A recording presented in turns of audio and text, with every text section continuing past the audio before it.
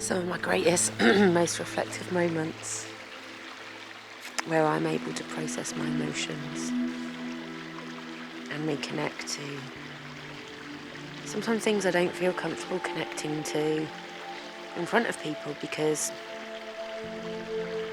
while it's important to be vulnerable, it's not always easy, is it? It's not always easy, especially when you come from a background of learning to not be vulnerable and, learning to hold it all in. And the hardships of things like that is, the natural response is that I will be vulnerable, but it's an active learning lesson I'm having to learn. And some things are just meant to be done on your own. Some things you're just meant to contemplate on your own. So, my name's Victoria Bedford and I'm a holistic therapist, specialising in connecting to your energy and healing from trauma, healing from pain. Something that I'm still healing from and will continue to still heal from, I think, for the rest of my life. But I'm no way defined by the things that I used to be defined by. And I'm no longer caught in lots of unhealthy behaviours and coping mechanisms that I used to be caught in.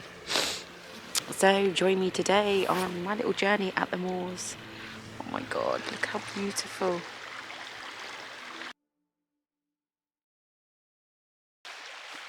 So I'm not going to lie, that sun is really, really bright. So I'm going to be talking today about why I first started using somatic therapy. What is somatic therapy? How you can start incorporating it in your life.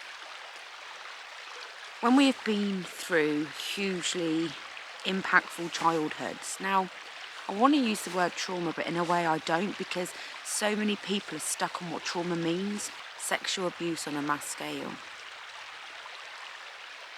house burning down, major death,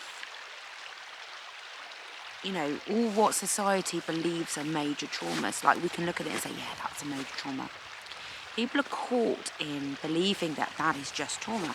And what we call that a big T trauma. Absolutely, it's a trauma. You can see it's a trauma. It's bound to affect your nervous system because it's a trauma. We also have something called little T traumas. Now, these little T traumas, they go more covert, more under the level. You don't realise they are traumas because they have been normalised. And I want to clear something up for you. Just because something is normal to you doesn't mean it's healthy or really how it's meant to be. We live in a world where things are normalised, where toxic behaviours are normalised, and that becomes the new normal of what people live to. So because we think it's normal, we think it's healthy. And it isn't. So in childhood, when we go through little T's, and what are little T's? Little traumas, they are parents who are shouting, and you're feeling on edge as a child, parents who are arguing, financial troubles, bullying, sibling rivalry. Actually, there's quite a lot of little T's, and you'll think, well, how are we ever meant to escape those little T's? You're not. So if you're not going to ever escape those little T's, what do we have to do? We have to learn to connect to ourselves and how they've impacted us. When we have grown up in a childhood where a parent may have had addiction, or a parent may have been emotionally abusive or shouted or worked a lot or couldn't meet some need, not just a parent, school, your friends, society. When you've grown up in that and that's been normalised, what that has done is that's sent your system into a nervousness overdrive. Your nervous system's activated. Without you realising, you've got low level of tolerance to stress. You've got low level tolerance to noise, possibly, to anger. Maybe you explode with anger at times. Maybe you hold your anger in. Because what these traumas have done, what these little T traumas, maybe you've gone through a big T trauma and not processed it. But those big T traumas will sit there and you'll understand. But those little T traumas, you won't know that they were little T traumas. Your brain processes 11 million bits of information per second. But your conscious mind, that can only process 40 to 50 bits. That's a huge difference. So if you think that you've got 950,000 or 1,050,000 bits of information that are sitting in your subconscious in your body, those little T traumas, they don't go away.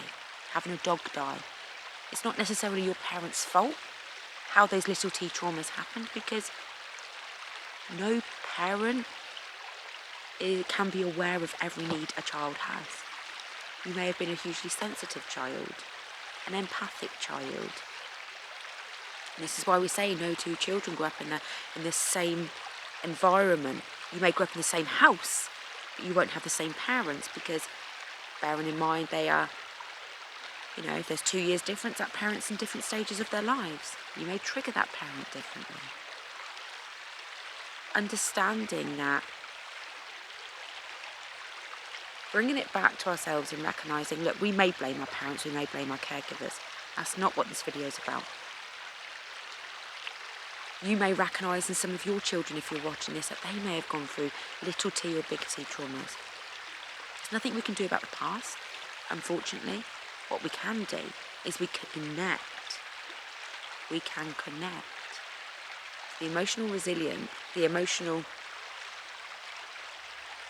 energy that was trapped within us, by recognising that we have been through things. Every human goes through things, but what we're not taught to do, we're not taught to connect, to process and to validate what we've been through so that we can allow it to remove from our system. So going back to childhood, if you've gone, or you will have gone through, there are some families that have an amazing upbringing. That still doesn't mean they haven't gone through little T traumas. If a dog's passed away, if a sibling rivalry has occurred, that parent can only manage it to best they can. This is why I say that we take control back and we come back into ourselves and we say, okay, what went on that maybe I need to feel. We can't change what's gone on, but by understanding that is sat there, the likelihood is you've created coping mechanisms. That means you don't know how to process as we go along. And that's like, I'm going to give you an analogy. A church has been built. Well, church has been renovated. There's lots of old chairs in this church. But new chairs need to happen. New chairs need to come in. People can't sit on these old chairs. But if you put the new chairs in with the old chairs, it's going to be too much in there. No one's going to be able to sit down. There's going to be no space. So we have to clear out the old chairs. Don't worry, we have to stack the old chairs up. We have to get rid of them, recycle them, so that we can bring the new chairs in. This is exactly the same with energy. That residual energy, that energy from all those little T traumas or big T traumas that you've been through is stored in here. And it's created coping mechanisms to deal with it. And what do I mean by that? I'll give you an instance. One of the coping mechanisms and I won't talk about it too deeply in this video, but one of the coping mechanisms that I gained was derealization. Okay, so it's called disassociation. And I used to disassociate. So when something was going on, I would disassociate. It would feel as if everything was a dream, everything was back, and I was not real and not part of myself, and everything was in a bubble.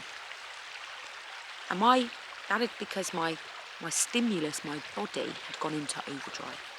It had been so overdriven in childhood with all these mini T traumas. Now I had a big T trauma, but I had lots and lots of mini T traumas, that my body would disconnect. Okay, my emotional self would go through a disconnection. And lots of people go through this. And unfortunately, Western medicine haven't invested enough to understand what that really is. So if you go to a psychiatrist, a GP, they won't understand it. But do you know how many millions of people experience that? And it is down to anxiety. But it's down to your body's way of protecting yourself, your mind's way of protecting yourself from overstimulation, because your body has been through too many little T traumas that you haven't come down from. And what do I mean that you haven't come down from? When we go through little T traumas, your body experiences something. There's something called the 3 E's: the event, the experience, and the effect. Everyone deals an event differently depending on how resilient you are, depending on how empathic you are. You know, so we can never foresee how someone's going to deal with something. That's why we understand that trauma is based on how the body reacts, not based on the situation. The event, the experience, and the effect. The effect on how that has happened to you. So the effect on how has that affected your nervous system. So when we go through things in childhood, those little T traumas, and we are not taught how to emotionally process something, and we're not taught, or we're not given validation of that event and how it's affected us, we will store that within our body. Remember, your brain takes in 11 million bits of information per second, and your only conscious mind remembers 50 and processes 50 bits per second.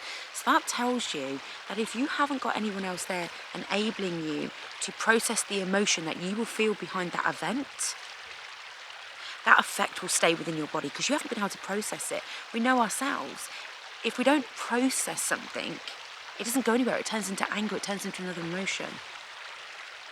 Energy doesn't change, it just transforms. Energy doesn't go anywhere. Energy doesn't disperse, it just transforms and changes. So if energy is not processed, if your emotions, which are energy, are not processed, then they will just transform to anger, to sadness, to depression, to anxiety. So somatic therapy is a way of reconnecting to your body. Now, I had lots of little T traumas and actually quite a few big T traumas. And I was stuck in a loop of depression, anxiety, and self-sabotaging ways and huge triggers. You know, every time somebody invalidated me in adulthood because I was invalidated in childhood, which is a little T trauma, you know, my dad would tell me, shut up, stop crying, stop being a baby, get upstairs, it weren't that bad. So in adulthood, if my partner or my friend said, oh, it wasn't what you thought it wasn't that bad, I'd be triggered. Because I was so used to feeling unheard and unvalidated that my body was caught in responding as if I was in child mode.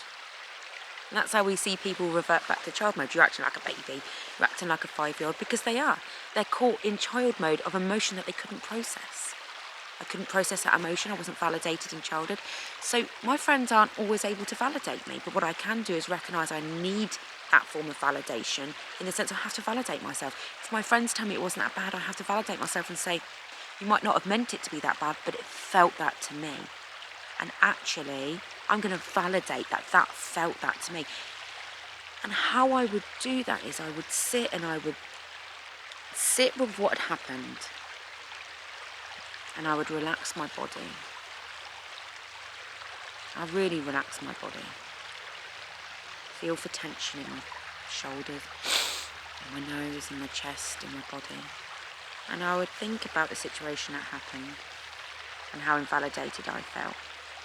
But if I just went and I told the other person it was their fault, well, it's not actually their fault for my trigger, is it? The bigger picture is they may not have meant it in the way that we took it, but because we have a wound there, that wound is triggered. We're going to take it in a wounded way. And that's actually our responsibility. And somatic therapy allows you to come back to yourself and connect to your emotions and feelings while being able to challenge, is that real? Or is that a wounding? And then how would I deal with that? I would tell my friend that I felt hurt, and I felt hurt maybe because of things that I'd been through. And then we would talk and discuss, and they would say maybe they could have been more honest, or maybe they could have done something differently. And with communication, But ultimately, the triggers are with us, and this is why somatic therapy can really help us, you know, and forget the word somatic therapy, forget that word for a moment. Feeling. We are a society of people who don't feel. We either don't feel or we feel too much. And the ones that feel too much are the ones that have got labels of pathetic, always crying, always something wrong with them, and they may slip into victim mode. And then the ones who don't feel are hard-faced, you know. But either or can face depression. You feel too much, you could lead down depression. You don't feel enough. So I do have a video on my YouTube about emotional regulation, so do look at that if you want to, understand about how to regulate emotions. But first of all, how do we feel our emotions? First of all, we need to recognise we need to feel our emotions. Because if we don't, we're going to constantly live in reaction mode. We're going to constantly live in a state of being triggered and getting angry, in a state of depression and anxiety. If we don't stop and start each day, and this is not about perfection. I'd love to be perfect, I'm not going to lie. I'd love to wake up every day and feel happy. That's not life. How can that be life? I've got a daughter who is ADHD and on a pathway for autism. Doesn't matter how resilient I am, there's days that I absolutely truly struggle. Really contemplate things like, and how I bring in connection work with that for myself is, I recognise that I need to sit and feel those emotions. People are so used to being busy. I've got another video about the busyness trap. Being busy doing everything because it's a distraction. It doesn't matter about your little T traumas in childhood. You can't change them, but what you can do is you can start to build some resilience for your little T traumas in adulthood.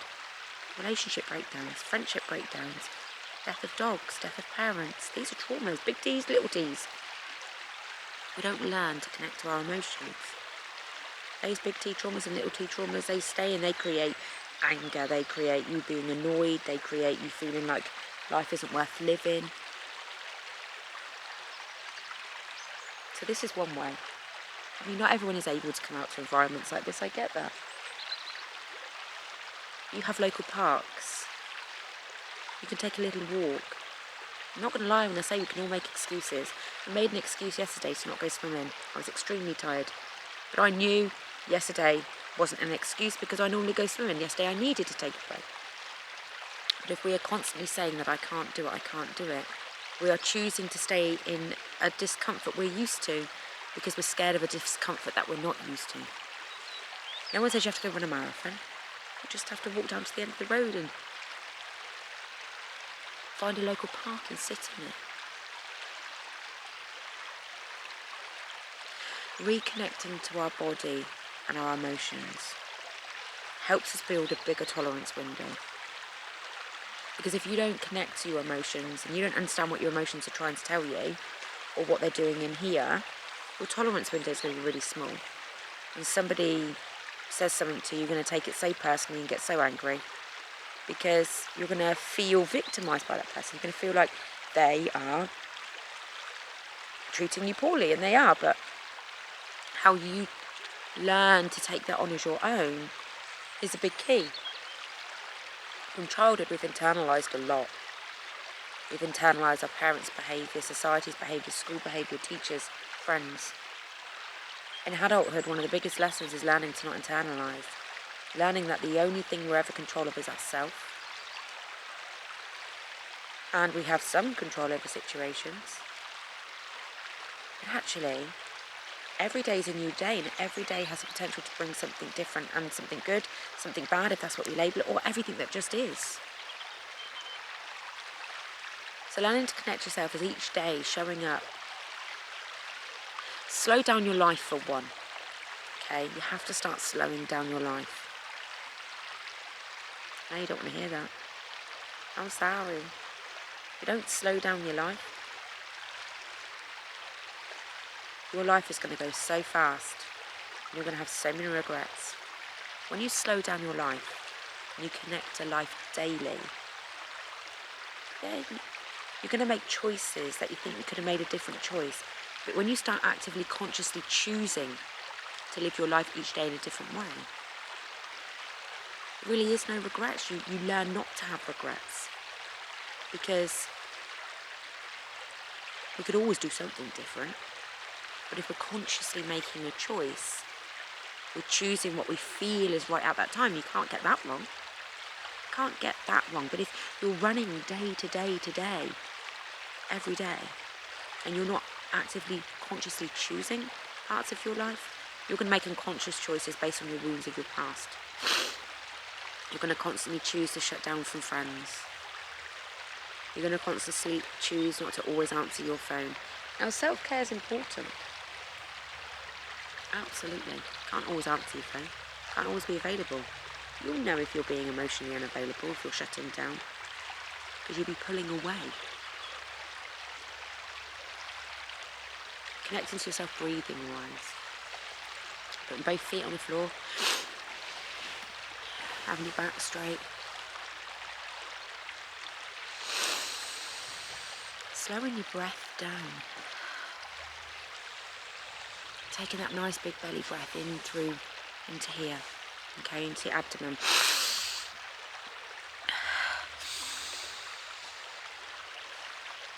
Holding it.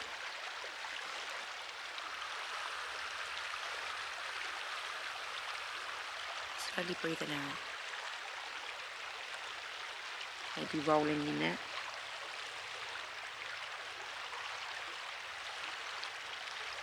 Roll your shoulders. Move your shoulders and your body so that you're able to tense things up and relax your body, coming into your body. Your body is so important, and we have such negative views of our body, our thoughts, our feelings. We're just so caught up in how life should be. Now, we're never going to be completely free of the things that we've been through in the past. We're not. We've been through them. They're stored in our body. You're not going to eradicate memories. You're not going to eradicate. But what you're going to do is by processing emotions, by feeling, you're telling your body and you're connecting to it and letting it know it's okay. You're healing. You're no longer in the past. Implicit memory is what we often live in. If I'm getting angry at my friend because I'm feeling triggered by them, because I feel invalidated by them, I'm living in an implicit memory. So my body's remembered that years and years and years ago, I didn't get listened to by my mum and dad. When I told them about sexual abuse, when I told them about that, I didn't get listened to. So my body remembered that. So when somebody is invalidating me, or I'm feeling they're invalidating me, and somebody is telling me it's wound is triggering me, my implicit memory, my body goes back to that time, and it feels as if it's right here and now. And that's how often people get this overwhelming feeling that they don't explain, they don't know, because their body's feeling something from years ago. I'll give you an example again. With my current partner, he's a very loving person, but whenever he didn't want to give me a kiss, my tummy would do somersaults, and I'd get this great big wave of rejection, and I felt sad, like he was rejecting me, and I just kept feeling that, and I didn't know why. And I'd get upset, and I'd pull away, and I'd shut down. I wouldn't talk to him. I didn't know what was going on. And when I started to heal, I started to go through memories of when my dad was angry. Whenever I went to kiss him to try and make things better, he would shun me and push me away and tell me, no, go away, I don't want to talk to you. And I internalised that as a child, that rejection. So as an adult, that wound is being triggered. So how did I start to heal that wound? Start to feel it.